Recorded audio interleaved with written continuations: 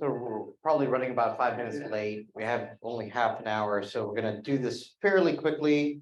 So I think we could probably skip the blockchain 101 section. Sounds like the audience is a lot more savvy with the technology than maybe other audiences we've spoken to. But the key points that we want to cover here is, given the public nature of many blockchains and the programmability, what does that create in terms of risks and then demands for assurance, and how does it enable more continuous monitoring and assurance?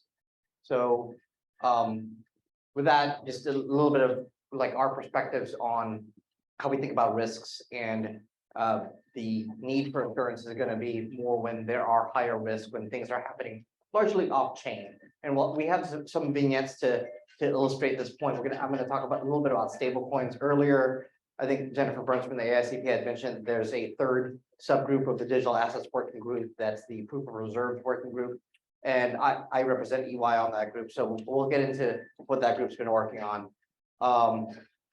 So with that, I'll go ahead and turn it over to Kevin and talk a little bit about royalty payments. Yep. Oh, sorry, forgot there's one slide. Also thought it was important to socialize, because a lot of times there's, I think, a misunderstanding about the types of assurance reports that are out there. You know, why doesn't a stablecoin issuer get an audit, right? Audit has a particular meaning. I think what the reports that we see out there are actually examinations, or maybe even AUPs, right? And AUPs are very much like user beware. You know, the procedures are the procedures, very objective, and don't really provide assurance, versus an examination, which would provide reasonable assurance, just not, it's not a financial audit, right? So some of the terminology differences, I think, it's causing a lot of confusion. There's a ton of engagements out there to do smart contract evaluations. There's firms that do this. They'll call them security audits. You know, I'm not sure we would characterize it as that from a professional standard perspective, but just wanted to socialize that these are differences. There are these words have meanings, and it's important to really understand, you know, what is it that is needed and what is meant by each of these types of engagements. So Kevin, thank you. Yeah, so I think a lot of times people think of blockchain, they think of blockchain as an investment, whether that's buying and holding a crypto, or maybe you're getting involved in some sort of DeFi protocol. But there's also blockchain as an infrastructure, and that's the first example that we wanted to talk about today. And so there's actually an example that EY's published, that we did some work with Microsoft Xbox, and thinking through how they collect royalties as part of their Xbox gaming system. And so if you're not too familiar with the Xbox gaming system, you can download games through Xbox App Store equivalent and play those games. And because of that, game publishers can publish games to that App Store, and there are royalties associated with that. Now, the old process, when we were looking at it, very cumbersome, very time intensive, very manual, and a lot of intermediaries involved in order to calculate a lot of those royalty payments.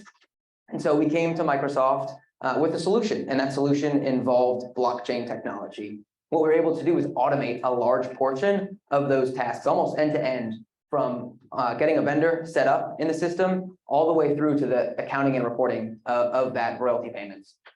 And so kind of some of the big takeaways there on the right side, but one of the really big ones is the time it takes for those vendors to see how their royalty calculations are actually calculated, and get that information so that they can tell their stakeholders how they're doing. So that's a really big key aspect of it. And the graphic here does a really good job outlaying it.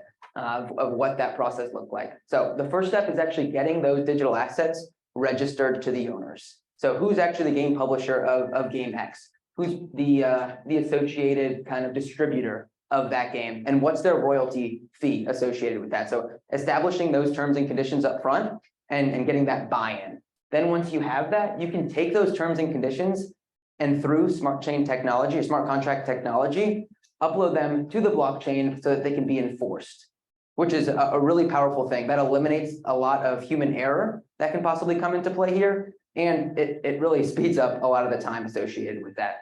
So once those terms and conditions are published through smart contract, it's really kind of plug and play from there. As people download and buy games, the smart contract will automatically calculate who gets what percentage, when should that be recognized? And you can kind of start to see how this plays out. Instead of all those manual intermediaries that are taking place here, it's an automated process that's flowing through the blockchain. It's fully transparent to everyone. There's no sort of black box here. You can see who's getting what across the whole thing. And then we're able to fully build that out and plug it into a company's ERP system. So they're able to see what their royalty payments are exactly, almost a point in time as they kind of work through this. So there's a lot of work that went into this, getting the vendor set up, going through the terms and conditions, all through smart contracts. But the one key piece here I do want to kind of key in on a little bit more is the compliance aspect of it. So one of the key aspects of blockchain is if you're working with bad data, it doesn't matter how good the blockchain is, you have to make sure that the data is good. And there need to be controls in place. And that's still where we need some sort of assurance to make sure that the data that you're working with is good data, and it's data that makes sense for everyone. And so you have to have controls in place to do that. So we built in some sort of automated controls in this process, but there are also kind of third-party controls that might be worth adding in on any process that we look at with blockchain technology here. Yeah, and Kevin, the one thing that caught my eye on this slide is in that fourth column, move towards zero close. So if one of the impediments to having more consistent, more frequent financial reporting from companies to stakeholders is the time it takes to close the books.